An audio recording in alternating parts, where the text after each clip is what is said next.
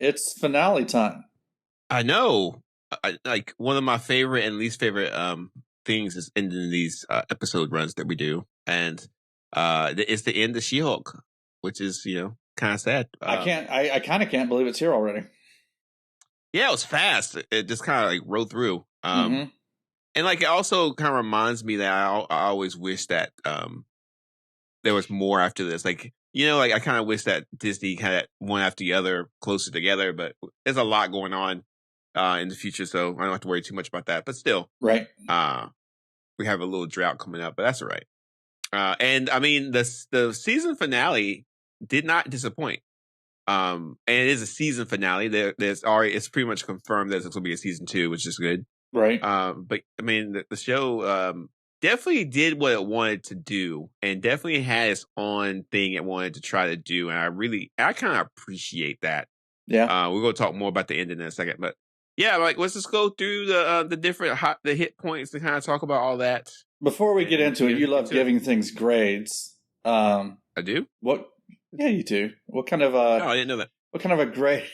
I didn't know I did that. You do that. But... You do that a lot.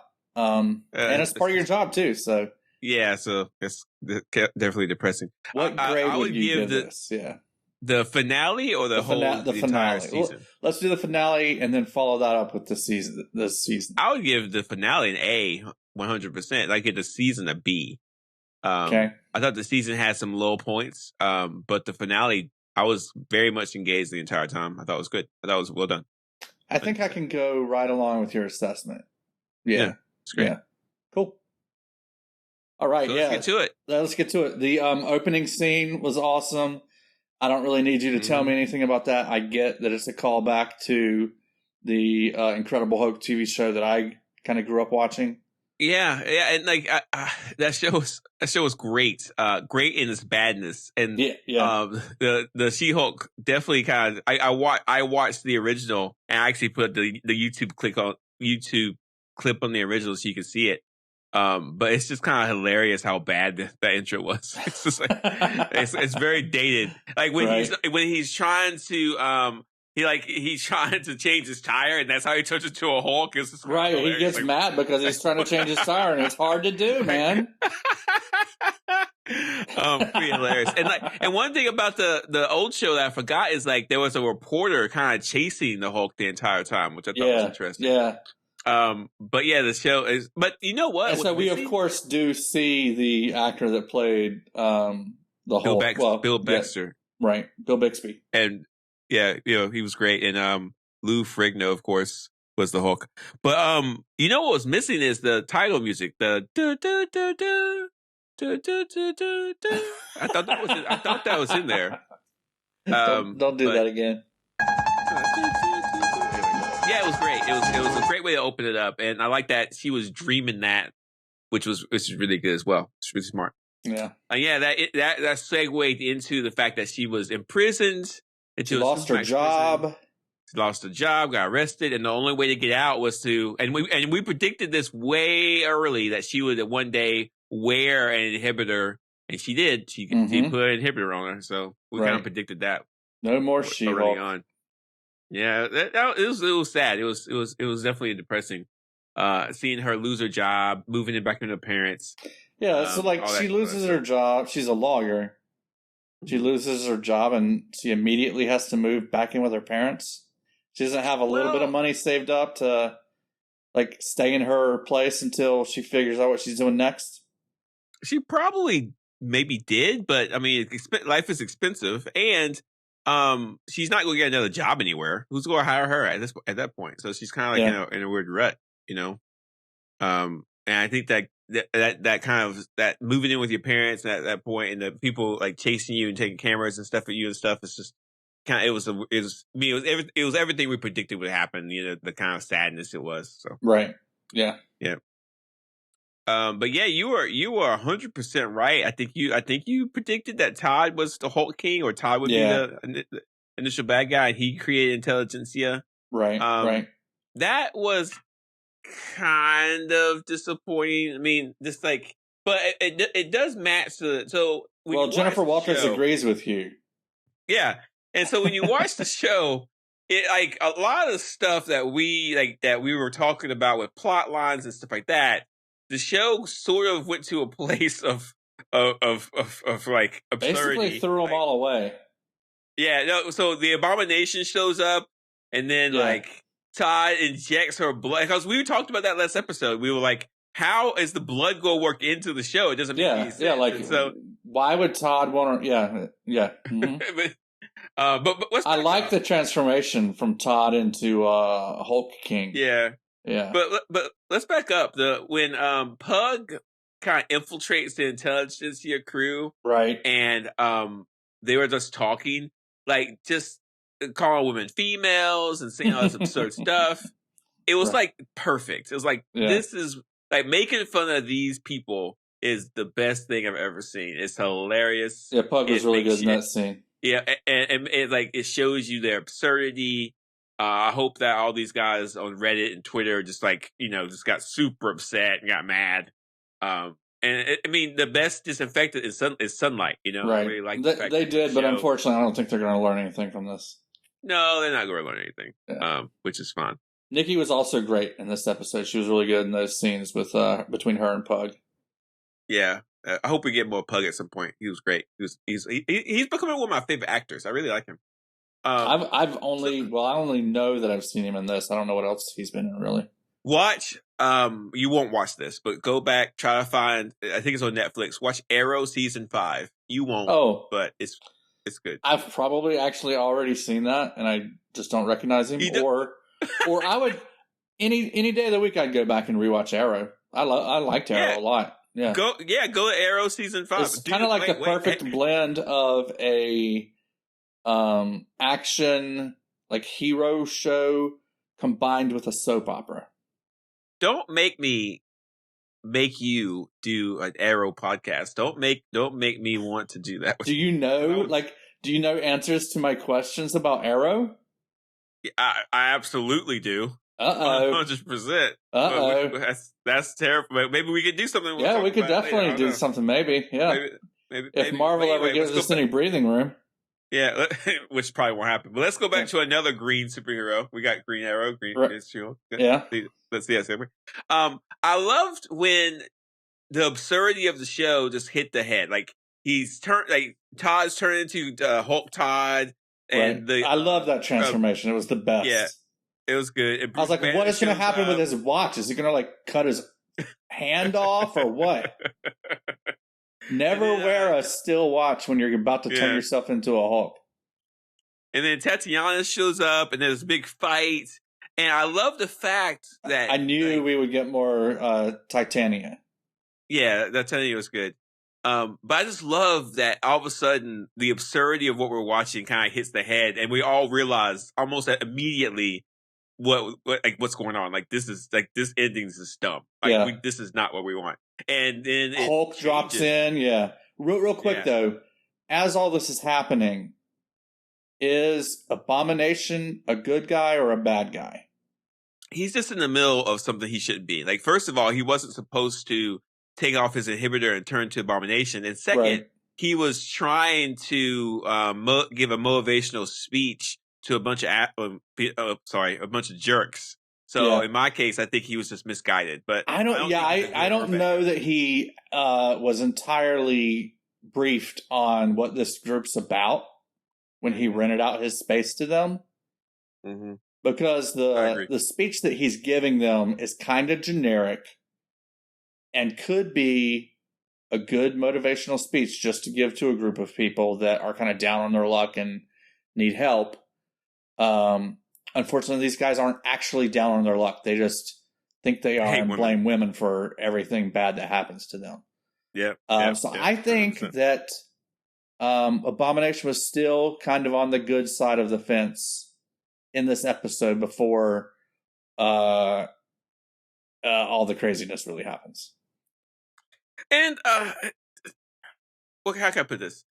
I think the show, from a get-go, one of the goals of She-Hulk is to fix some of the issues of the Incredible Hulk movie. And I think when you look at Abomination, when you look at Banner, they wrap everything up pretty tight. And I'm glad they did that. And I think that was one of the goals. So I was worried that maybe Abomination was working for Todd. Yeah, so I'm wasn't glad worried about that. I don't think he was. I'm glad to see that he wasn't. I agree.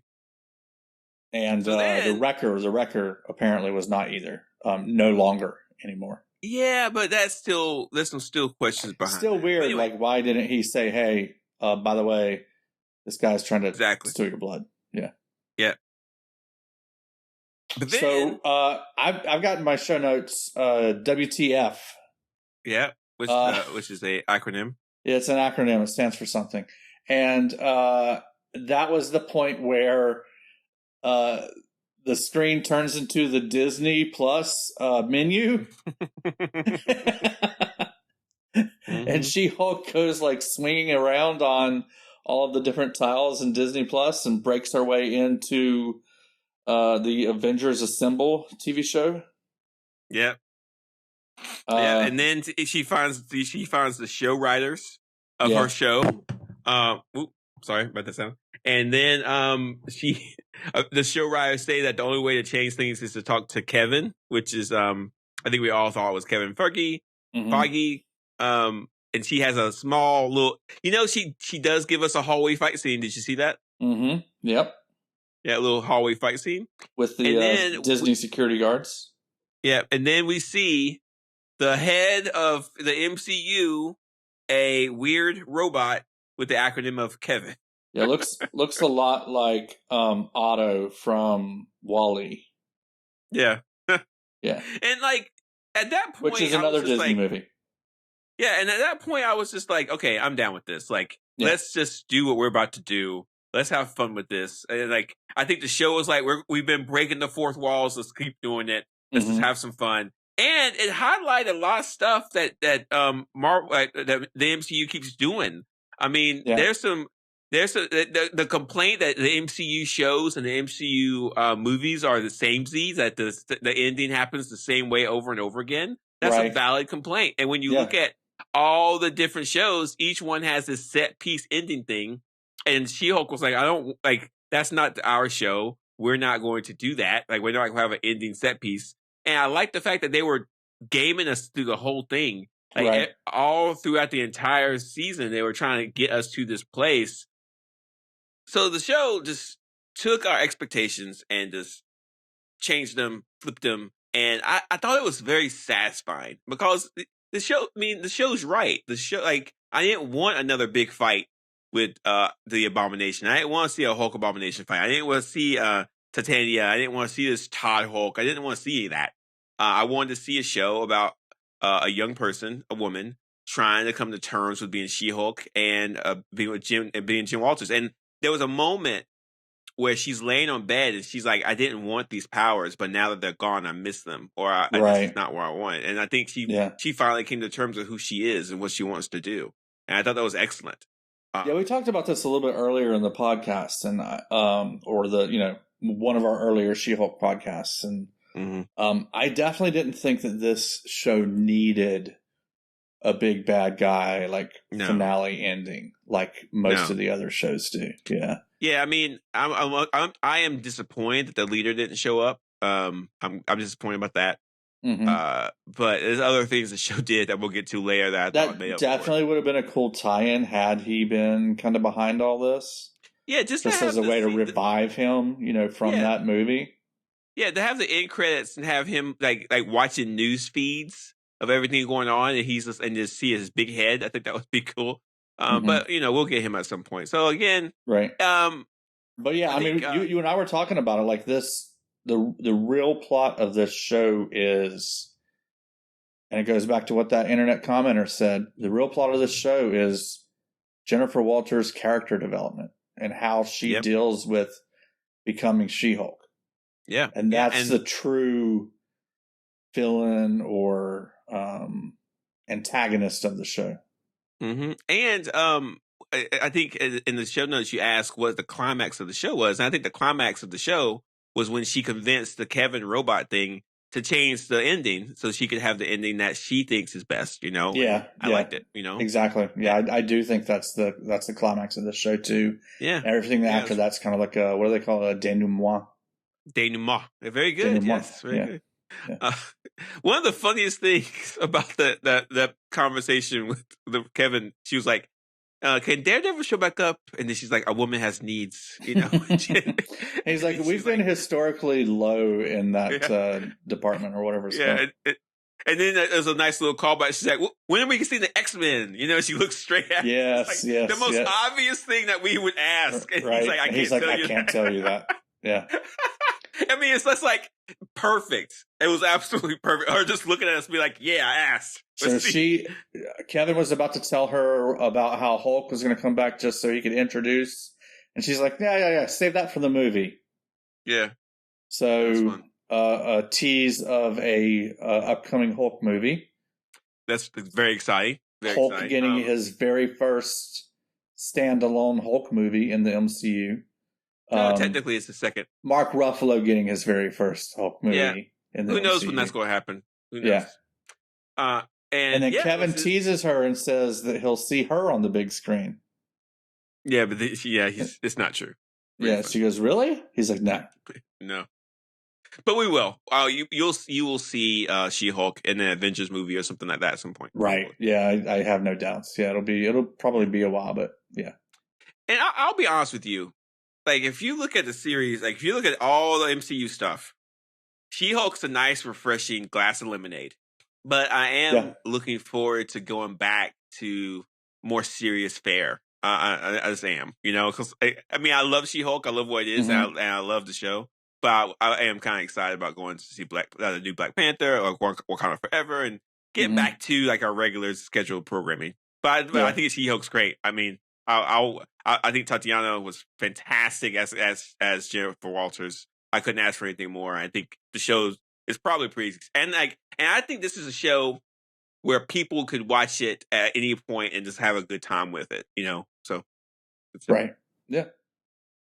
So my Daredevil prediction, I gave a 40% chance that Daredevil would show up in the last 2 episodes. Didn't I agree with you? And I was correct. I agreed with you. I said yes too. At one point earlier, you disagree with me, but then I think in the last episode you agreed. So we're both right. Correct. Thank you. Well, I was right first is the point. No, well, it doesn't matter who was first. It doesn't matter how you start the race and how you end. That's right. So, that's right. Yeah. Yeah. And man, Daredevil. See, looking at Daredevil's costume in the daylight is kind of like interesting. It's like there's a lot going on with that costume. Yeah, I hope that gets retired soon. Yeah, it probably will. I'm interested to see if when the Daredevil Born Again series starts, I'm interested to see if Jennifer kind of pops up just as a little surprise. I don't know. Right. I think she'll probably show up. Maybe. Mm-hmm. Yeah. So there's real quick. Todd changed into the Hulk. What'd you think of the CGI for that? Look good. See, I think that's part of why people don't like the She-Hulk CGI as much. Is She-Hulk's it's a woman. She's got real smooth skin. All of the men Hulk, including Todd, for his brief period of time, their skin's like it looks more detailed because it's not like a smooth green. It's got all these different shades of green in it. I think that's part of what makes people like those visual effects better than the She-Hulk visual effects. Yeah, and I stand by the idea that the visual effects team they know how to do a male Hulk or a Hulk because we have all these different Avengers movies they've done 1,000 times, right? Versus a She-Hulk, which they've never done. So, and not only does she have a smoother skin, the green's a little darker, more vibrant. You have this hair thing going on. So again, I think there were moments where they nailed it. But it's interesting. Yeah, Kevin Bot said the Kevin Bot said you're very expensive. I'm curious. It must be a reason why the CGI is more expensive. So that conversation. Well, it's just more expensive than her being Jennifer Walters, and this is a TV show. That's true. Yeah, that's funny. Did you see when he says the visual effects teams are on another project? Like, did you hear the Wakanda Forever sound in the background just lightly? Oh, I did not. That's cool. Yes, very lightly. Yeah. Nice. Mike, there is a big surprise in this episode that I think shocked me and everyone else. What's the surprise? But it shocked you? I didn't expect that at all. Okay, well, we see a new member of the family, Hulk's son. Mm-hmm. Skaar. Yeah. Wow, that's just nuts. Tell me about Skaar. I wasn't expecting to give a Marvel tutorial today, but I will. So, in the storyline, Planet Hulk, when Hulk it's a comic book story, of course. He leaves Earth. He's on. I want to stop you real quick. Go ahead. We have a podcast about Thor Ragnarok. In that podcast, you and our guest host Josh, we talk about go off on this tangent about this comic book series called, what's it called? Planet Hulk and World War Hulk. Yeah. Okay, so go back and listen to that podcast. It's really good. And that's going to tie into exactly what Jay is talking to you about right now. Yeah. Go back to it. When the Hulk was on the planet, he fell in love with someone called Ciaria the Old Strong. And she's like, I don't want to say alien, but she's of another like alien. She's an alien race. She has like a lot of interesting powers. But the planet that Hulk's on gets kind of destroyed and she dies. But apparently later we find out that she was pregnant and that the baby was cocooned and ended up like growing far faster. Like, so by the time, like in 1 year, the baby's like 5, and in 2 years, the baby's like 10 or 12. And so at some point, Skaar leaves the planet that he's on and comes to Earth, and that's when the Hulk finds out he's a dad. And this Skaar has special abilities. I think that I'm not okay. So okay, the idea that the Hulk has a son will be explained. And I'm very curious about how they're going to explain it because I'm not sure. Like what do they need to explain? Because it's the cart before the horse in this instance. Like we in Thor Ragnarok, we only saw Hulk as a gladiator. But in Planet Hulk, he was a gladiator that freed slaves from that planet, and the slaves revolted. There was a civil war. The Hulk won it. He became king of the planet, and like all kinds of stuff happened. And all that stuff has to be explained at some point because all that stuff led to him getting married and having a baby. Well, in the MCU, what's the name of this planet again? Skaar. It's not destroyed yet, is it? No. It's still there, right? So he can do all that, but his son has been a result of him being a gladiator the first time around. The logistical plot gymnastics they're going to have to do to explain this story, I'm fascinated by. It's just okay. Let's see it because they could have done other things. They could have said, "Hey, this is my wife, Cecilia," right? That would have been a whole different thing. But instead, This is my son. Like they jumped a bunch of comic stories to get there real fast. And I'm super curious why they did. Do you think he needed to go to Skaar to like rescue his son or something? Or I don't know. And now in the MCU we have 3 Hulks: we have She-Hulk, the Hulk, and Skaar. Right? What? Okay, fine. So I don't know what's going to happen, and like everybody's going to be waiting forever to find out when we're going to see Skaar. Like it's like when's the next time we're going to see this kid? Like what? And what's he doing? It's just kind of nuts. It's just there's a lot going on with that, and it was only like 5 seconds, right? It's like 5 seconds changed like so much, and this is just crazy. This is and they probably will not show up in Wakanda Forever. No, we won't see Skaar for a year or 2. Yeah, especially when we get to news you can abuse. Like there's a lot going on. So I hope you like the very short experience, the very short appearance of Hulk's son, because you ain't going to see him again for a long time. Yeah. Okay. Crazy. There's a mid-credit scene again. Finally, after a drought of those, what happens then? Yeah. What? You tell me. Oh, you want me to tell you? All right. We see Wong. He's in prison again, unfortunately. He's not too broken up about it, though, because Wong comes along, opens up one of his portals, and breaks him out of prison, takes him back to Kamartaj.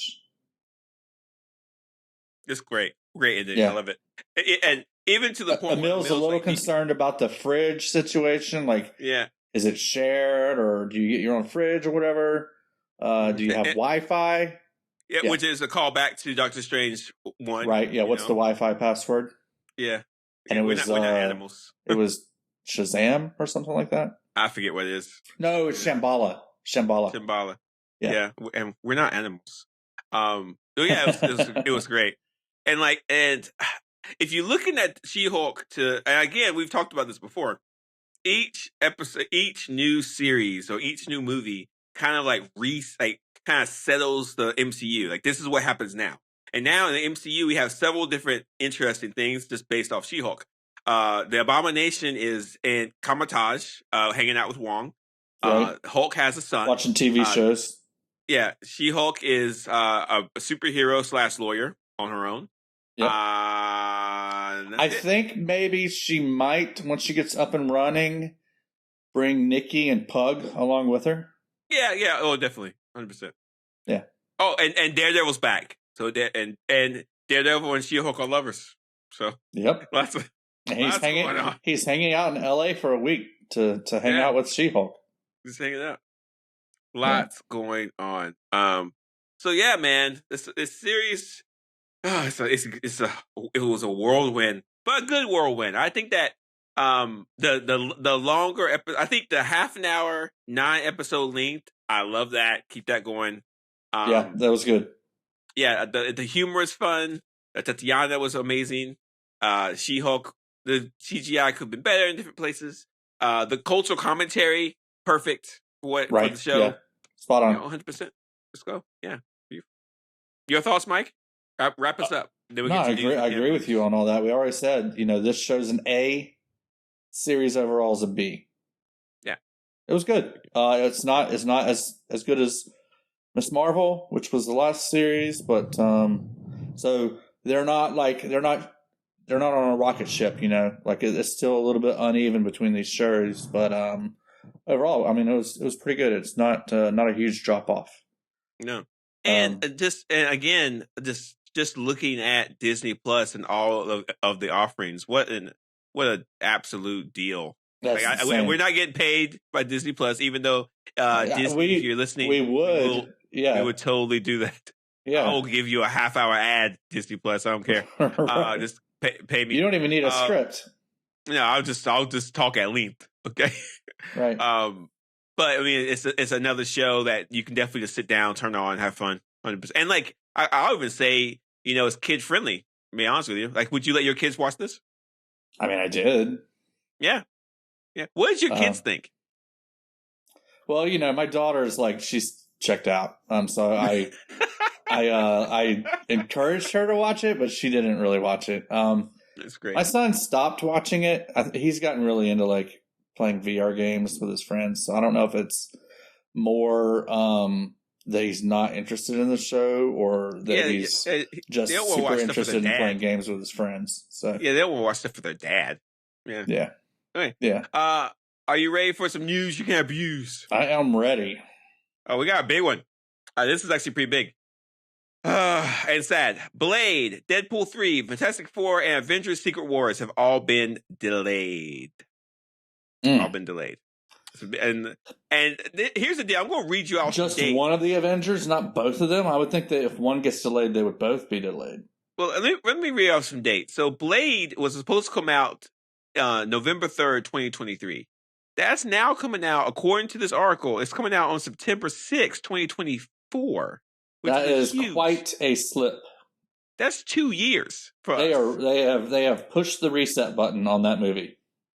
Deadpool was supposed to come out September 6th, 2023. Now it's coming out November 8th, 2024. What? And that's what it says. Do they have 2 movies coming out in November 2024 now?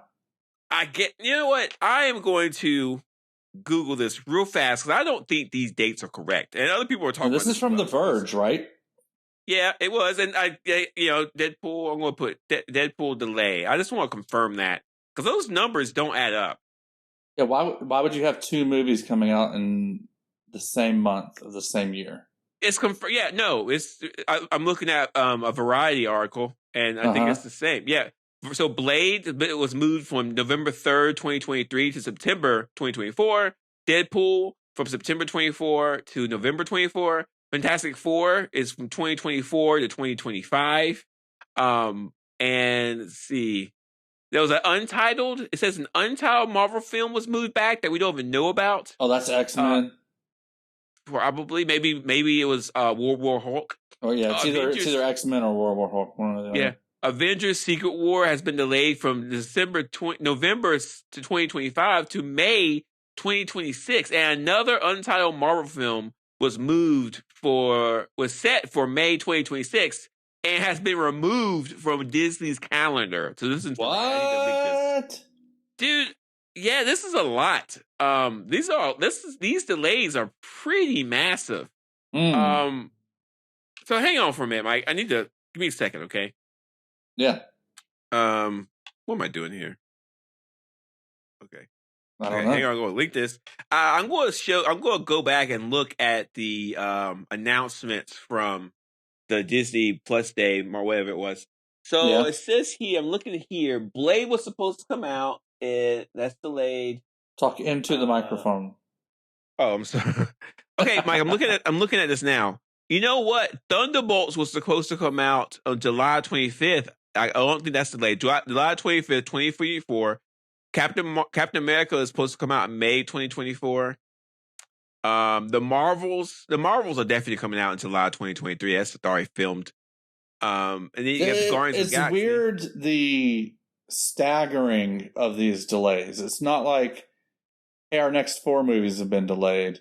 It's the next couple of movies have been delayed, and also this movie at the very end of our saga has been delayed.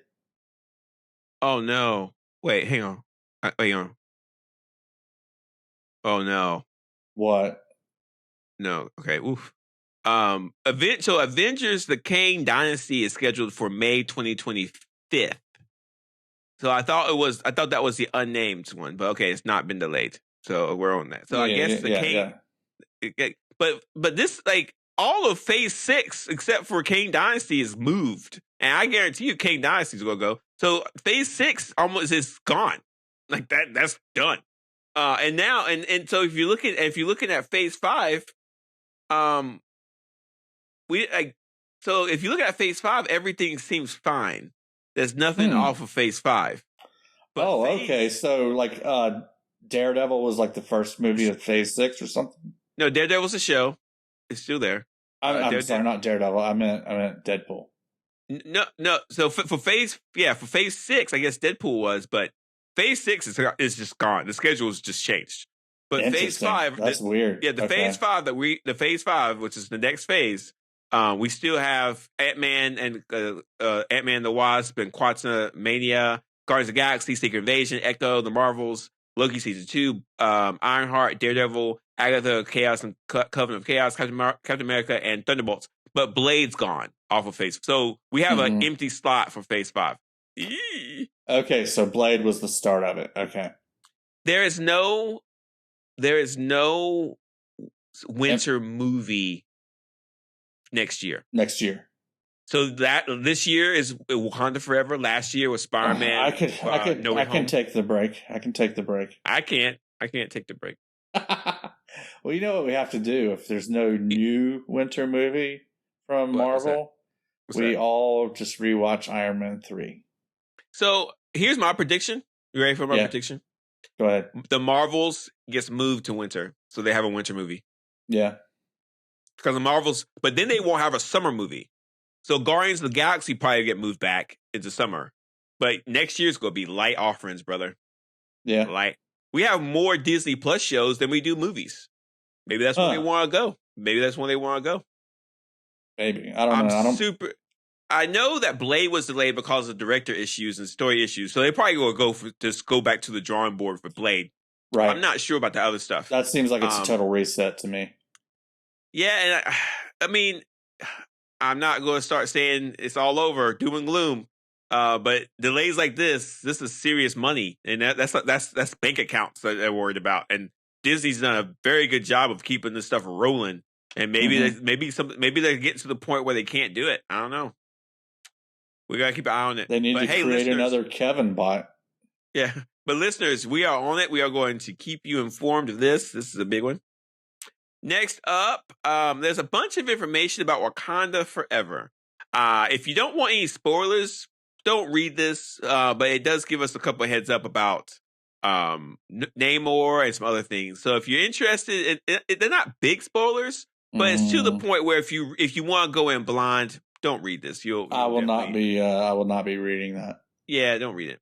But it is some information about. You've already read it though because you love spoiling yourself, right? Yeah, I don't care. I don't care about spoilers. Right. I don't believe in what's that word? Gratification. Waiting for gratification. What's it? Waiting for gratification. Delayed gratification. Yeah, I don't believe in delayed gratification. It makes no sense to me. That's the stupidest thing I've ever heard. Right, whatever. I'm eating this. Right? I'm eating this chicken sandwich right now. I'm not saving it for later. That's just dumb. I'm eating it now. I'll get another one if I want. I'm hungry. That's it. That's our news you can't use. I want to do a bigger deep dive about these delays. So let's keep us posted. Yeah. We have more news we can use. Yeah, we have big delays for Marvel, but not for Super Sideshow podcast. Yeah, what's up next for Super Sideshow? Yeah, what's up? We're ranking the Disney Plus MCU shows next episode. Yeah, so the ranking of the shows. Look for that soon. Yeah, you know what? Yeah, we've been talking about we need to rank phase 4 of the MCU, but we'll do that. It doesn't really make sense to try to stack a TV show up against a movie. So I want to do it. So I want to do a bunch of different rankings. I want to rank the MCU shows. I want to rank the movies. I want to rank the most powerful superheroes in the MCU. I want to rank the best fighters in the MCU. I think that's on you. The power levels one's got to be on you. I want to do some good rankings. Mine will be all messed up. Yeah, Ant-Man will be the most powerful. That's not true. That's not true. That's it. That's the She-Hulk season finale. So Mike, if a person watched the season finale of She-Hulk, they watched the season finale, they found it great, they listened to an episode, they loved it, they loved our discussion, how can they get their friends and family to hear what we've said? Hit that share button. Share it with your friends. Share it with your family. Share it with social media. Put it up on Reddit, Facebook, Twitter, TikTok, whatever. Spread the word, people. Please do it. We're on YouTube, Super Sideshow. We're on Twitter at Super Sideshow. Follow, rate, review, star, thumbs up. Whatever your app supports, give it to us. Yes, and especially if you disagree with our points, post that on YouTube in the comments. Absolutely, we'll drop a comment on YouTube telling JY is wrong, or apt how Mike is wrong because he's constantly incorrect. Well, I mean, it's to be expected, but add us on Twitter at Super Sideshow and say, "Wow, that's amazing that Mike's forecast about Daredevil was right." Yeah. Thank you everyone for listening, and we'll see you next time.